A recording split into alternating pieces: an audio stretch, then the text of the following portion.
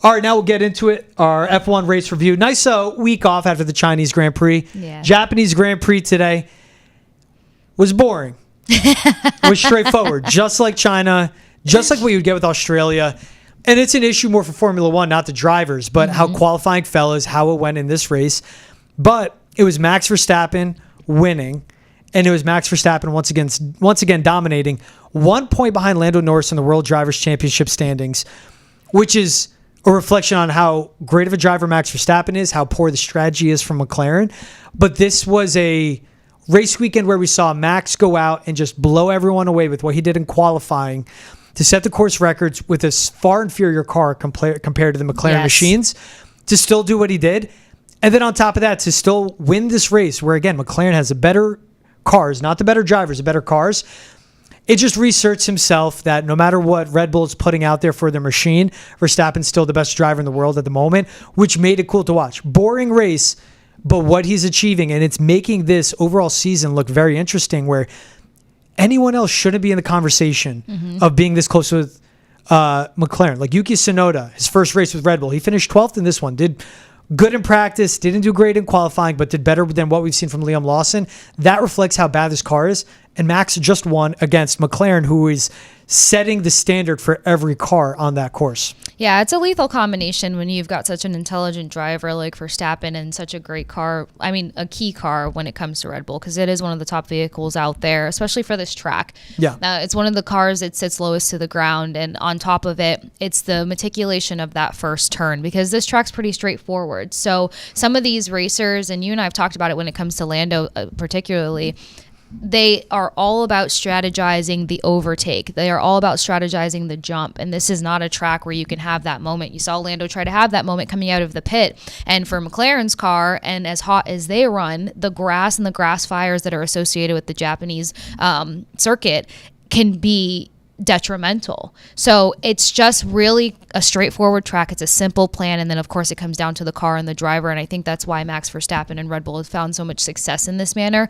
But the 1 point difference, I mean, if Lando could have come into this mentally thinking, okay, I'm not going to try to overtake him on any turns, I have to have that hard press out of the first turn. You saw Lewis Hamilton try to have it for Ferrari because he understands this track. He just didn't have the car for the maneuver. Yeah. So it's one of those things where it's like you head into it, you're right, it is boring because it's you can go into this with an expectancy, and the fulfillment on the other end is the best racer with one of the better cars is going to come out on top no matter what. But if Lando would have simplified his plan, and if McLaren would have had a better call there between what Lando's supposed to do, what Piastri's supposed to do, they could have potentially ruined this for Verstappen. Yeah, and it's also because of what this course is. Like, we've seen them make changes the last chicane and the Spanish Grand Prix to create more overpassing, more overtakes. This is a course back in the day it was good, but the cars are too fast and too wide now. These drivers are too good. And with these medium speed turns, they're where you would wait for a break or a late push back on the acceleration after making a turn. And that's where the overtake's happening with the timing. These drivers, they just have to go, and that's it. Yeah. There isn't as much room for error or for them to even open it up for an error that would cause an overtake. And it goes to like what McLaren's pitting strategy was. Oh my gosh. Why match Max Verstappen? Why put Lando in that situation? Either pit him a lap before, pit him earlier than Max, and just allow him, once Max is in the pit lane, allow it for that overtake, or pit him a lap later and have fresher tires at the end of the race, which gives you that opportunity to maybe make a push and overtake him on the second to last or maybe last lap on the race. But to match him, that's a part where McLaren is so confusing on what they're doing. Now, they got a double podium. That's what you want. That's great for them to see. But this is a team that won the Constructors last year, and it was big for them. It's the first time McLaren's won it since 98. No one cares about the Constructors. The racers don't care about the Constructors. They care about the World Driving Championship. The fact that they're so far ahead in the standings, and again, it's a reflection. Red Bull is third. But with Max Verstappen, with a far inferior car, with no number two driver, as we've seen so far, right, for him to be 1 point behind Lando Norris, that's what makes it interesting. It was puzzling to see them go with that decision. And that's where they have to go, where if you look at it, Max Verstappen lost in the Australian Grand Prix by like, I think 0.8 of a second. Yeah. He is normal weather conditions, because Australian Grand Prix, the rain threw everyone off. In normal weather conditions, he could have easily won 2 of the first 3 races. He wasn't close in China, but he could have won 2 of the first 3 races. Then what would the conversation be around McLaren?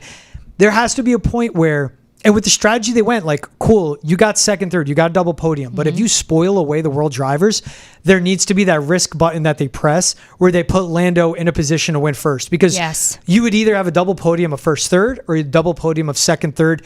You want that first third. There's such a drastic difference because it cannot spoil away having the best car on the grid. Yeah, and you don't want to have the same mistakes that you had last year. You don't want things to be as close and mishapped as it was between Lando and Max Verstappen, and you're positioning yourself to make the same mistakes. I think you need to be the voice in the ear for McLaren, because the most important thing that jumped out to me was you mentioning figure out the strategy that works best for pit. Maybe do it beforehand, maybe do it after. I'm going to say beforehand because we've seen how smart of a driver Lando Norris is. Yeah. And we've seen his ability to pull away at the end of these races. And he's so relentless, he's so aggressive, and he's very smart considering the young age. And I would pit him beforehand and let him completely run with it at the end, because we've seen him have these like narrow misses with the pits, the bad timing on the stops, and still get so close. I feel like the tires would have held up. I mean, the track considering, but I think in this particular race, pit him beforehand and let him close that one out, because he would have had the ability to do so. And he's not overthinking the overtake at that moment. He is just focused on closing out the race. Yeah. Piastri's right there. First and third would have been so much better than this kind of dancing around, because you start giving Verstappen leads like this and we're looking at the same mess as last year. And there was still some confusion in what McLaren's strategy is when it comes to Lando versus Piastri. You don't want to have that, but they have to, it should have been made already. That's the part that's throwing me on this. Yeah. Yes. Lando with the better pace. He was better by 0.7 of a second.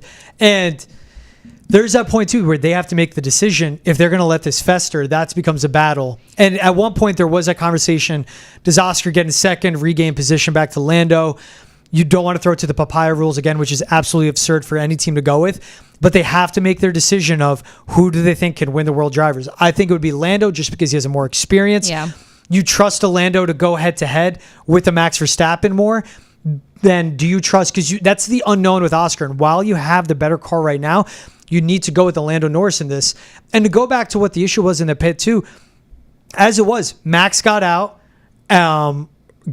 first, was on his way to exit the pit lane. McLaren let Lando go. Out? Yeah, and Max, very well in his rights, was going to pit speed, didn't give an inch to Lando because he's not going to give up that position to him. And yes, Lando's like, he pushed me to the grass. No, Lando saw a millisecond of a switch by Max in his positioning, went into the grass on his own.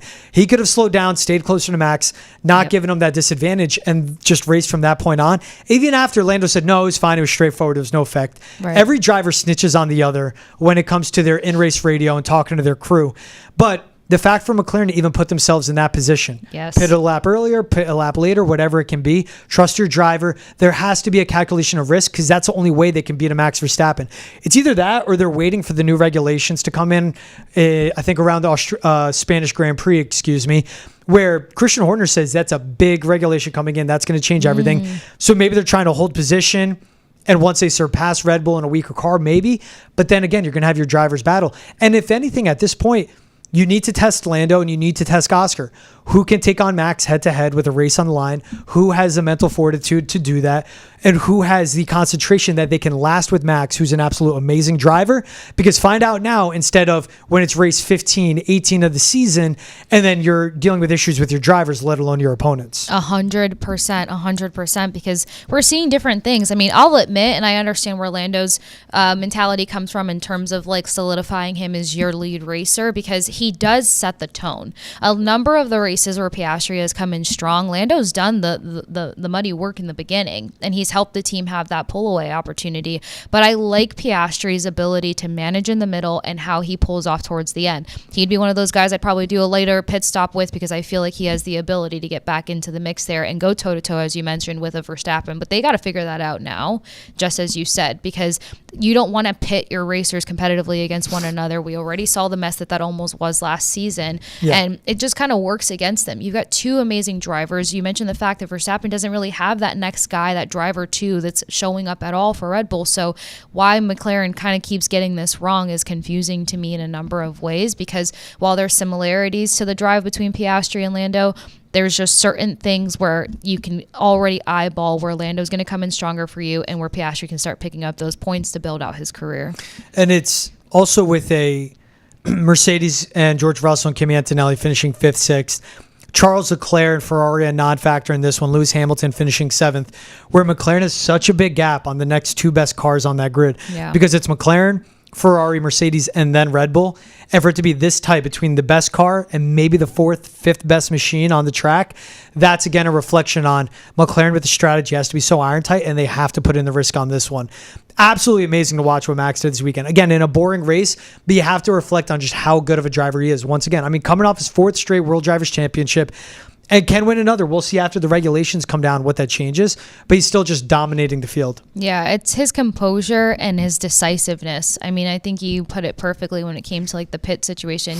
It's a team effort and decision in that moment, but when you listen to the radio calls between Verstappen and his team versus like Lando and his team, you just hear a way different level of composure and cohesiveness between the two. They trust Max to make these decisions where they're still kind of guiding Piastri and Lando and their decision making, or like sometimes Lando has to make a jump and kind of override his team and what their thought process is while he's on the track. So that's what makes him so good, him being Verstappen. He just has such a good lock on these tracks, like what his studying is on it, not overcomplicating anything, and just trusting the vehicle in its entirety. Yeah, you see, this was his 4th straight win at the Japanese Grand Prix too.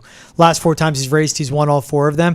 So it's his familiarity with the track. And again, that's just how dominant he is. No matter what machine you give him, he's the best driver right now in the world. It was fun. I can't wait. I'm excited for like the real races to get underway and the real courses, because F1 can't continue to afford. It has to be Silverstone for me, just because of the big S turns. What about for you? It's Silverstone for me because Lewis Hamilton and Ferrari. Yeah. Like, it's tough to be a Ferrari fan as of late, but you got to stick with what you were raised on. Yeah. And I was a Ferrari. We'll see Bahrain Grand Prix. That'll be coming up. That's on April 13th. And then Saudi Arabian Grand Prix after that. And then back to Miami. Not a great course.